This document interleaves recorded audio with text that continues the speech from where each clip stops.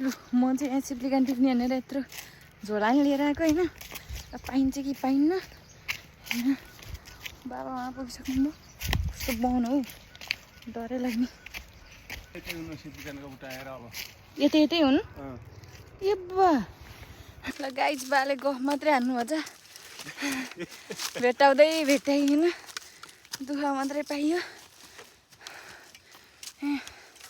बाटो पनि यस्तो ठाडै उकालो छ। यो बुहानमा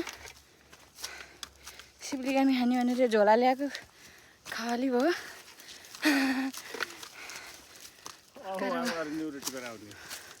अब फेरि निहुरो छ भन्नु अब म जाने कि नजाने कुन्नी अब विश्वासै छैन।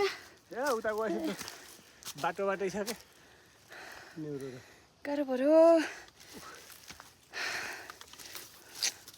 दुःख पाइयो नि। म फेरि एक्साइटेड भएर होइन पुरा एउटा होइन कि दुईवटा झोला लिएर सिप्लिकान ल्याउने निहुरो ल्याउने भनेर हिँडेको। आज अफिसमा नि झुट बोलेर गइनँ काम छ भनेर। यो काम गर्न आएको के अरे अब पाइएन। ठिक छ है, बाबा छोरीको बिजोग भयो वनमा हिँडै छौँ।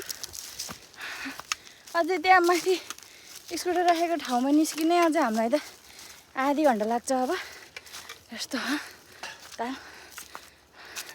ल गाइस अहिले पायो भने फेरि हाल्छु, पाइनँ भने अब यति नै हो। अब हिँडेर निस्किनु पऱ्यो माथि। By by.